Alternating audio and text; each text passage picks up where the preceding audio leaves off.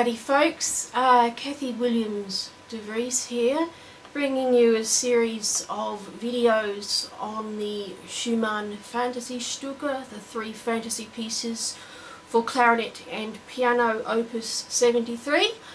The first video I made was for B-flat clarinet. I'm also covering A clarinet, so this is the first movement for the A clarinet version of the piece. Personally, I prefer to play it on A clarinet. I think the darker sound of the A clarinet, I think there's more emotion that can be explored with a slightly bigger instrument. Although I think perhaps the second movement's probably just a little bit easier on a B flat, simply because of bars like 30, where you're mucking around with a lot of left hand C's and E flats and D flats and all that sort of stuff. I mean, that said, I do prefer I do prefer playing it, and I think the last movement also runs a lot better on an A clarinet. And I do recommend that when I first started, and I covered this on the other video, but I'll repeat myself, is that when I started learning these pieces at the conservatorium, my teacher said to go listen to Die Stille. And I went and listened to Die Stille, and I could hardly go past the first half a dozen songs because the text was depressing the hell out of me. But I fell in love with Die Stille when I started working with singers at the Royal College of Music in London, and I've loved them desperately ever since, along with Art Song and Lieder. So go listen to Die Stille, go listen to Winterreise. I know that's by Schubert, but there's also Shepherd on the Rock. Very, very expressive on the A clarinet. The reason I like the A clarinet is for bars like 22, where the fortepiano goes from a throat tone to a B, which I think gives us a very nice fortepiano, and I find I get a nicer forte piano on an A flat than I do on a G. And in the section from bar 27, I just think that sits better on an A clarinet.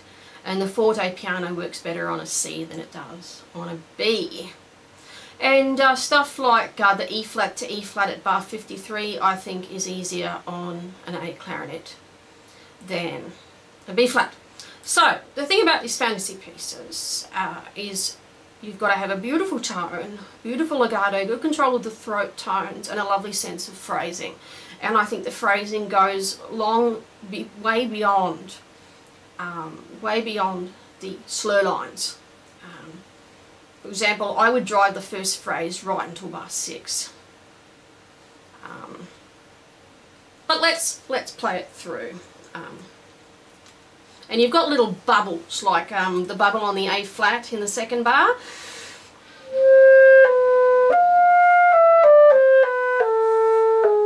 And also I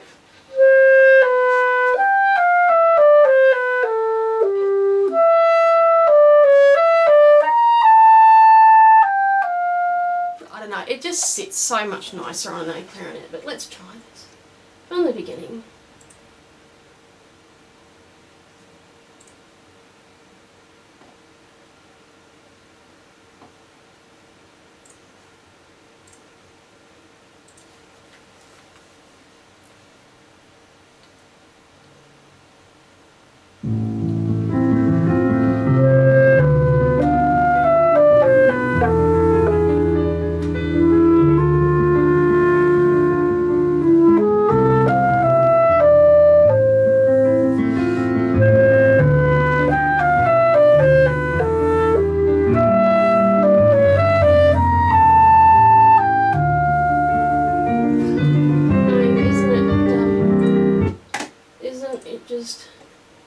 Absolutely beautiful. Yeah, absolutely beautiful. Now in bar 7 with the bubble on the B flat, I actually helped that along by putting a slight crescendo on the D.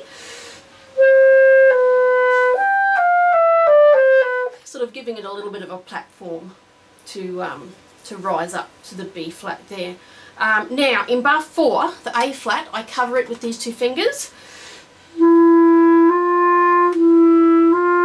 It just sounds, it just has a little bit more body.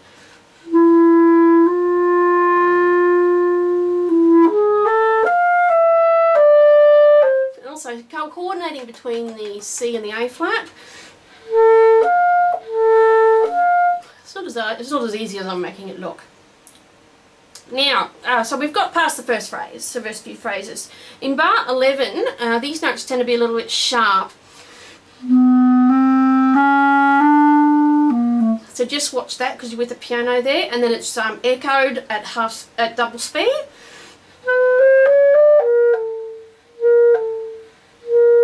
Now that's the end of the phrase. You then need to pick up into a new phrase.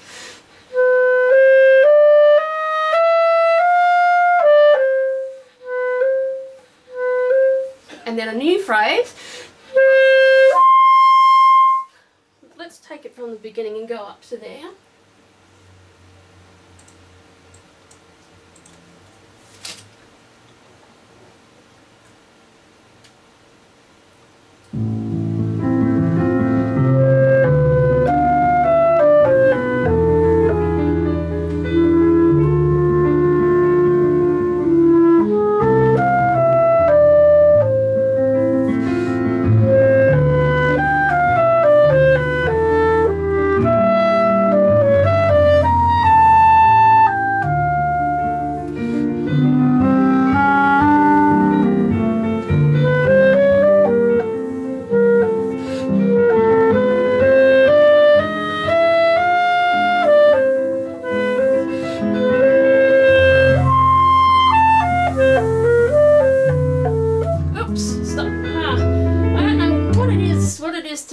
Absolutely convinced there's a D flat there, and there isn't. We're talking about bar 18 here. Now, top E flat. This is too flat. What you need to do is raise that so that it's actually half holding. And also with the D to D like we did in the B flat part, just nudge that, slide that finger over.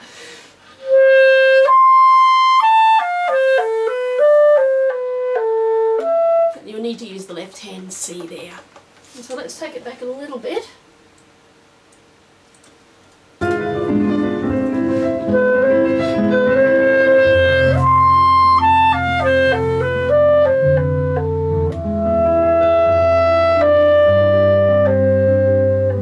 Now cover the B flat before.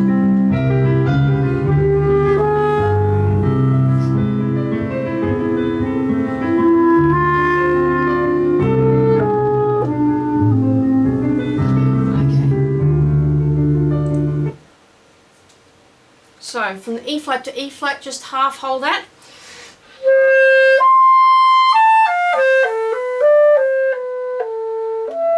And take a little bit of time there.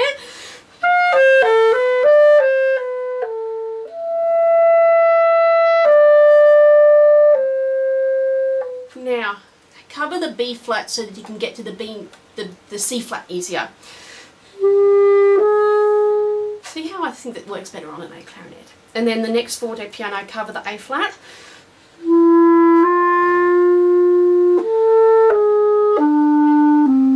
Now you have a choice of E flats. I prefer to keep it in the left hand. Now, at the end of bar 26, you want to really smooth. Put more emphasis on that lower C.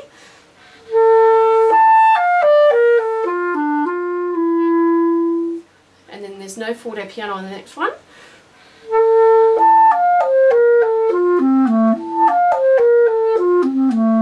Now in this particular version of the piano part, it speeds up here.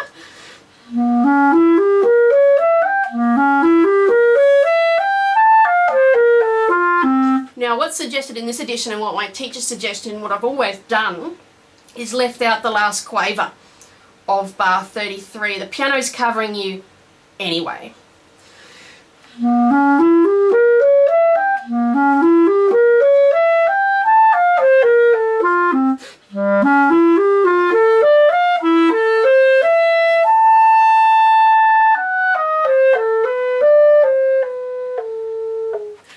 much time as you want on that top C, and also in bar 36 this particular piano part will wait for you. Let's take it back a little bit.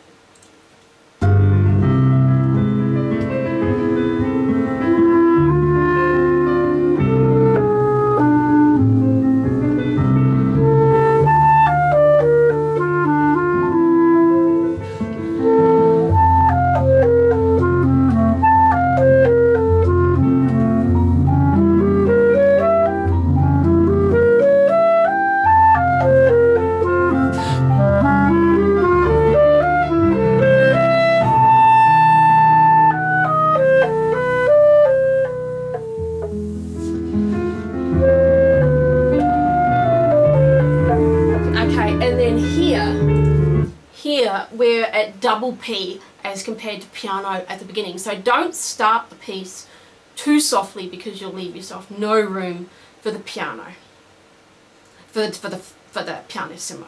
So here, same thing, but we're pianissimo.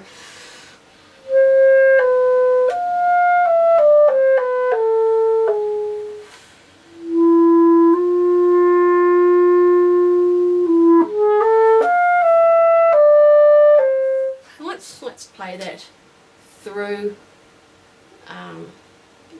till just before the end.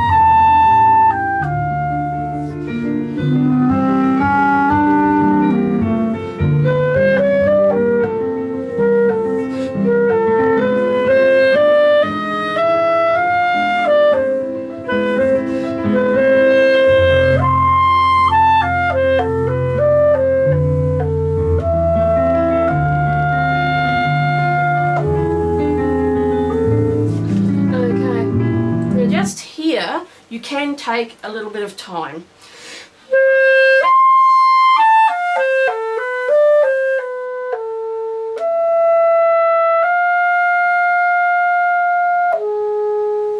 Now in this particular edition they've got the decrescendo starting in the second half of bar 55. I don't agree. I don't actually do a decrescendo until the third beat of bar 56, but that's just me.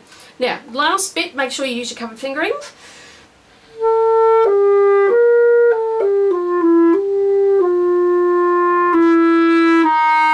I do prefer using this F sharp, especially because you're forte.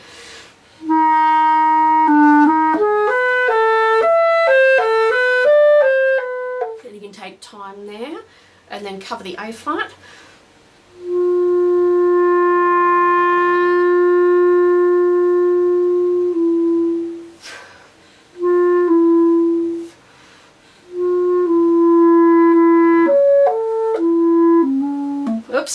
Cover the G so that you can go to the E. Let's try that.